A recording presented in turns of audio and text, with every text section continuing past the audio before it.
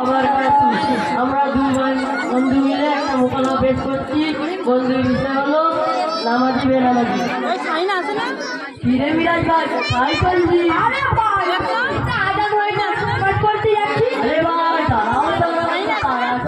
ভাই নামাজের সময় হয়ে গেছে।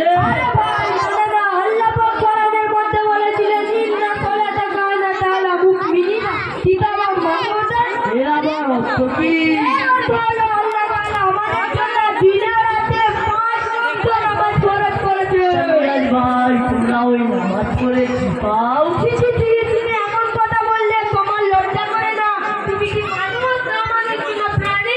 আমি এমন কি বললাম? তুমি কি করছো? তুমি কি জানো না এক ওয়াক্ত নামাজ পড়া করলে তার কি শাস্তি? না জানি না। হাদিসের মধ্যে বলেছিলেন এক ওয়াক্ত যে ব্যক্তি নামাজ কাজা করবে 2 লক্ষ 80,000 বছর জাহান্নামে থাকবে না। তোমার এই সব কত রাখো তো। সবাই যদি ওই জান্নাতে যায় তাহলে জাহান্নামে কারা যাবে? তোমার তো দেখেছি এই জাহান্নামে যাবে। তো জাহান্নামের আগুন তুমি কি জানো? না তা আসলে জানি না। আমাদের নবী সাল্লাল্লাহু আলাইহি ওয়াসাল্লাম হাদিসের মধ্যে বলেছিলেন জাহান্নামের আগুন দুনিয়ার আগুনের থেকে 70 গুণ আগুন বেশি হবে। যখন হবে তখন দেখা যাবে।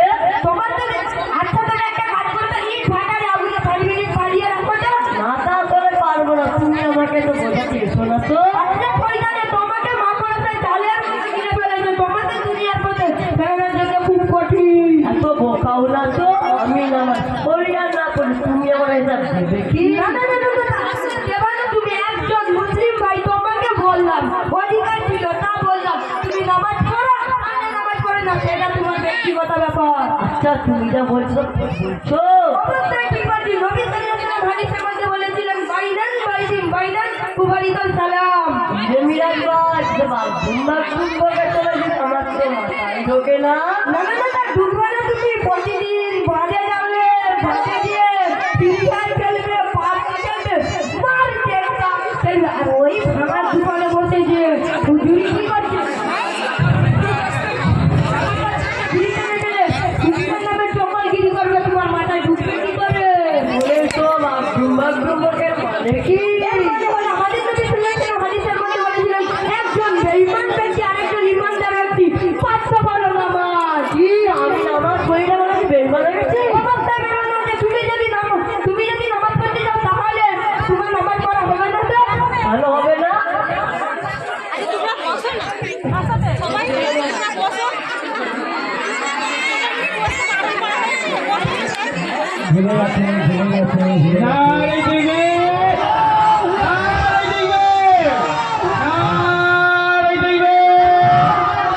এখন আপনাদের সঙ্গে পবিত্র কোরআন থেকে তেলাওয়াত করবেন।